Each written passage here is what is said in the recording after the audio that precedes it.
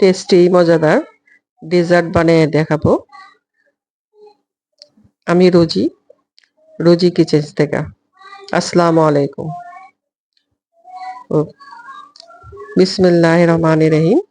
আমি ডোটাকে আগে করে রাখছিলাম বেশি করে ঘি দিয়ে নরম করে, দেখেন কেমন নরম হয়েছে। সেটাকে আমি এখন বলায়া তার মধ্যে আমি ঘি আর কর্নফ্লাওয়ার গুলো আছে সেটা দিয়ে দেব। দিয়ে আর একটু ময়দা ডাস্ট করে দেব। দিয়ে এটাকে মুড়ায় নেব। নিয়ে এটাকে সুন্দর করে লেচি কেটে নেব। কেটে নিয়ে কতটা সফট, কত নরম হয়েছে, এটা পাপ পেস্ট্রি ডোয়ের মতো করে নিছি। তারপরে এটা কেটে কেটে আমি আখরোট আর বাদাম আগে ক্রাশ করে রাখছিলাম, সেটা পুর ঢুকিয়ে দিয়ে খুব সুন্দর লেয়ার লেয়ার হবে।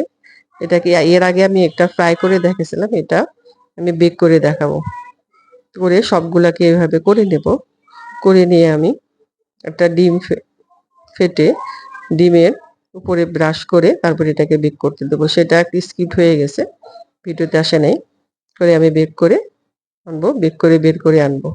এই যে বেক করে বের করে আনছি। আর 1 কাপ চিনি আর হাফ কাপ পানি দিয়ে একটা শিরা তৈরি করে নিয়েছিলাম, যে শিরাটা ওটার উপরে দিয়ে দেবো।